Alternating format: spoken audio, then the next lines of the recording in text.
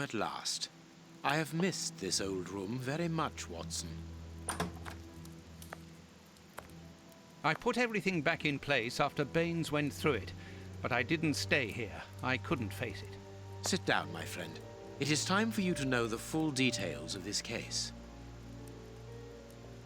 First of all, I must apologize for the distress that this has caused you, and for my behavior, which was, I know, quite abominable. No. I can only hope that by the end of this explanation you will understand that I behaved in such a way only to protect you, and that it caused me great pain to see your trust and confidence in me ebbing away. Pain?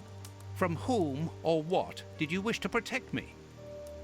From Professor Moriarty. Moriarty? We should not have taken pity on him in that Swiss asylum. Do you remember during the case of the Awakened? Our indulgence has cost us dear today.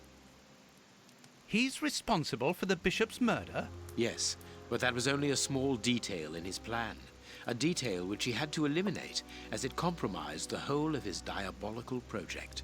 The bishop had in his possession a document which he suspected as being one component of a larger puzzle. The ramifications were unknown to him, but he considered the matter as sufficiently important that he should consult me. The day before our macabre discovery, his nephew, who was in his confidence, brought to him an important element which helped him understand Moriarty's grand plan. It was at that moment the two men began to comprehend the seriousness of the situation. The bishop then decided to contact me. Against his nephew's wishes? Was that what they argued about? Yes, but Moriarty found out that the bishop knew of his projects, and he arranged for his murder. The murderers were also supposed to bring back the document that the nephew, young Hampford, found, but they were unable to open the safe. What was the document? Evidence of Prince Woodville's implication in the project. The nephew must have retrieved it from the Royal Archives, where he worked. A link to the crown. Yes, Moriarty wanted to overthrow Queen Victoria and place the prince on the throne of England. But that's impossible. He would have needed to create an incredible coup d'etat. Patience, Watson. First of all, Moriarty placed his pawns so they might begin to develop and encourage a tense atmosphere, ready to discredit the Queen and thereby raise Woodville's popularity. And provoke a famine, so that the prince's soup kitchens could begin distributing food and he would appear as a hero. Exactly. Moriarty quickly learned that I was making inquiries as to his plan, and without wishing to sound vain, he knew that I was the only person capable of upsetting his schemes. He therefore set up a plan that I be discredited and thought of as a criminal. And you played along with him. Precisely. Allowing him to believe that he had succeeded was the best way of ensuring that his attention was no longer fixed on me. Why didn't you say anything to Scotland Yard? Did you not think it strange that Inspector Lestrade was away for weeks? What? You mean to say that Baines was working for Moriarty. I understand. The bishop's murderers were in the hands of this traitor, and you were therefore at a dead end after our investigations at the opium den. Yes, and Baines' authority allowed him access to the police archives. He changed and forged all the charges in the documents that you saw at Judge Beckett's house. It was also he who substituted the Samoan necklace for a vulgar copy. So that was why the judge went to Farley's, to obtain Baines's false information. Precisely. But they each found themselves as instruments in Moriarty's strange orchestra. Judge Beckett received entire books full of charges against me, and a journalist such as Farley will not hold back when he gets the chance to make the front page of all the newspapers in England. With regard to Farley, it was a mere case of professional misconduct. And to think that I held you responsible for the explosion at the judge's house. What a relief! But why did Moriarty have him killed? He was on the point of discovering that all the documents supplied by Farley, and therefore by Baines, were false. Exactly the opposite to what our enemy was anticipating. And where did the poison fit in all this? Unfortunately, I do not possess all the information on this subject. The first time that we saw the effects of this substance on the body of the bishop The poison was evidently only at an experimental stage. It was much too potent to do anything with. Effectively. But in the second case, Kurtz, I didn't notice a great advance. However, there was one. The poison was no longer fatal. Yes, but the madness was still there. I should remind you that he attempted to devour his own dogs. Correct, Watson. But it was not the second case, as you supposed. Remember the number of other incidences of madness, either collective or individual, relayed in the press in the days prior to it? You mean to say? That Moriarty tested this dangerous mixture on a large number of guinea pigs. Apparently with little success, as all those people are now dead. I say apparently, because I do not have the least idea as to the result Moriarty was hoping for. And that's where Hans comes in, isn't it? Moriarty needed him to devise the substance's final formula. And so you helped Hans to escape, so he might lead you to it. Yes, but things did not go as I had planned. The professor's men got their hands on him just after his escape. And you lost his trail. Yes, but I doubted that Moriarty would take Hans to his lair. To find him, I had only one trail, the bomb placed at the judge's house. The trail of the 3 Russian brothers. I found out about the mill by having the anarchists' trail followed by the children in my own secret police. Once again, their help was a determining factor. As regards knowing where to locate Moriarty's lair, I hoped to find the information in the attic of the water mill. I got to it only just in time, before Baines turned up. And you were stuck then, weren't you? Allowing him to arrest you would have meant certain death. Regrettably. But Moriarty's plan worked in any case, as after killing Baines, I became England's most wanted man for the murder of a Scotland Yard inspector. And so you had to make sure that people forgot about you. Therefore, you orchestrated your own death, so that you might continue your investigation discreetly. Oh, that was a terrible time for me, Holmes. I am sorry, my dear fellow. Well, the important thing is that you are well and truly alive. Yes, but it is not over yet. Moriarty will take action one day or another. You were saying that you had found Moriarty's hideout. Where is it? In an abandoned fun fair on the outskirts of London. It is quite certain that they are all there. Shielman, the prince, and of course, Moriarty. If Moriarty puts the prince on the throne, he'll have his hands on the reins of the kingdom.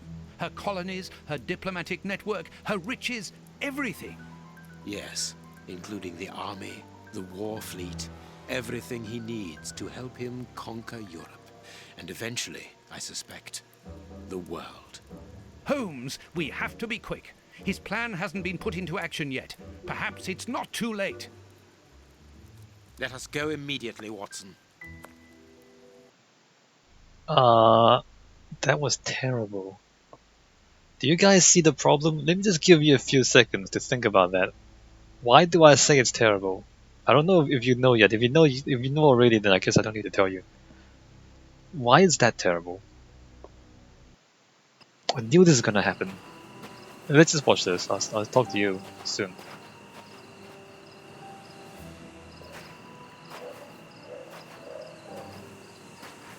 Do you really believe that Moriarty is in there behind that fence? Something in the wind seems to suggest it, Watson. I have a peculiar acid taste in my mouth, if that is what you mean, Holmes. Well, yes. The air is tainted still with toxic fumes from the factory chimneys. I believe that I read about this place. The fun fair was abandoned after the factory was built so close by. It was said that even the ice cream tasted bitter. Aren't you curious about the warehouse down there? There seems to be some strange activity taking place inside. Strange and in keeping with Moriarty's activities. Let us go and see what they're up to. Alright, here we are. You control Sherlock Holmes, alright. That was a terrible. That was, well, okay. So let's split this up. Let's talk about the storytelling was quite good. I mean, just in terms of the craft of storytelling, like we played through the whole game. We're not done yet, of course, but we played through a lot of the game. We saw a lot of events, and a lot of things were kind of unclear. We didn't know what was going on, and then after a bit of work, all of it is knitted together into one coherent tapestry where everything is tied together and there's a giant scheme going on, and then all the facts fit together into this interesting kind of chessboard of stuff moving around, and there's a big story and a plot to overthrow the kingdom and God save the queen and all that. So in terms of just kind of telling a mystery story, hey, that's pretty good. I mean, it's really interesting. The story's really good. The problem here is the characterization. And look, we Watson finds Holmes again, and all of these things that the game gave us just now were words from Sherlock Holmes. So basically, after going through I don't know how many weeks of Sherlock Holmes being a really bad person, to be honest, abusive, exploitative, sociopathic, bad. So he's just a bad person. So after seeing him and after seeing with your own eyes this bad behavior, you let him explain all of it away for you. You don't. There's no evidence. So Holmes just told us a huge story to justify his bad behavior, but there's no evidence for any of it. It's just his word. It's just his word. There's no evidence to back up anything he just said. And this is a bad thing to teach to people. Like if you are, and I talked about abusive relationships earlier, and this is how abusive relationships actually work. Like you see this person doing bad things, and then you ask them like, "What are you doing?" And then they explain to you, but of course they're lying. They'll figure out some way to explain it to you so that you'll be satisfied that, oh, you're not the bad guy after all. Or they just, there's actually a reason for them doing it. And then they'll just kind of explain away all their bad behavior, and then they'll keep doing whatever it is they're doing, and they'll continue their bad behavior. That's how abusive relationships work. And so after all of this crime solving stuff, after all of these deduction boards and evidence gathering, the one part that really matters is the character of Sherlock Holmes. That part, there's no evidence. It's just his word. Literally just his word, and Dr. Watson just listens to it and says, "Fine, we're done. That's great. That explains everything. I trust you now." That is like the worst. That is the worst thing to do. Like I keep saying, yeah, it's bad. I mean, I guess an analogy is like a really skillful surgeon performing a lobotomy. And you might say, well, he's a very skillful surgeon. He did that lobotomy really well. He had really steady hands, he knows how the brain works, and he performed that lobotomy really well. But lobotomies are bad, right? We know that lobotomies don't work. That's how this is. Like it's a very impressive telling of an abusive relationship. And the story is told in such a way that the abuser gets away with doing whatever he wants, and in this case Holmes gets to explain away everything, and the abused Dr. Watson continues to be completely fooled by it. Even if it's true, even if what Holmes said is completely true, where's the evidence? You don't. Of course, you have to ask for evidence, because you can't just believe. You can, like if someone kind of behaves badly, acts like a complete sociopath, and like kills a police officer. Like he killed Baines. He killed a police officer. And then you just let him do all the explaining, and you never ask for any evidence, you never check the facts, you never look for any kind of other testimonies, you don't do anything, you just take his word and you're done. That is so bad. That is so bad. And the biggest problem is like I mean all of this is fictional, so that's not even the problem. The problem is if you have a friend who acts like Sherlock Holmes, you can't just take their word for it.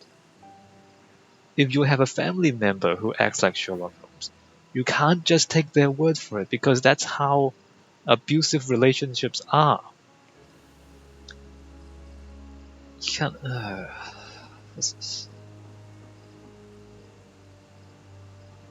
I mean, as I said, like the craft, the storytelling, that the story is well crafted. It's a really well crafted bad story. It's a really well crafted wrong story to tell to people. I'm I I wish they spent their storytelling abilities on a better story. Because this is literally harmful. Like if you kind of go through the story and you don't really see it for what it is, it's literally harmful to you. Because if you ever get into a situation where you have another person who's kind of exploitative and abusive, and then but they explain away everything, and then when you listen to them, it sounds like they make sense, but then when you look at what they do, they're just kind of hurting people and stealing things and killing people.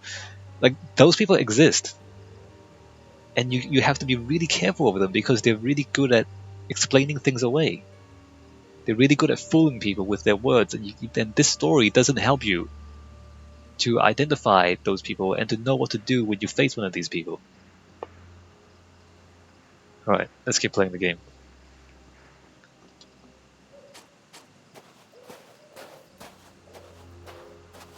Can't walk backwards. We can't walk on the grass neither. Hey, look, we can't walk on the grass. Oh, yes we can. We can't walk off the cliff. What is that? Is that a river or is that the ocean?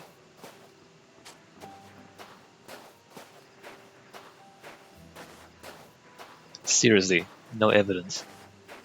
No evidence, no proof, no testimony from anyone else. That could be used as a weapon in a necessity.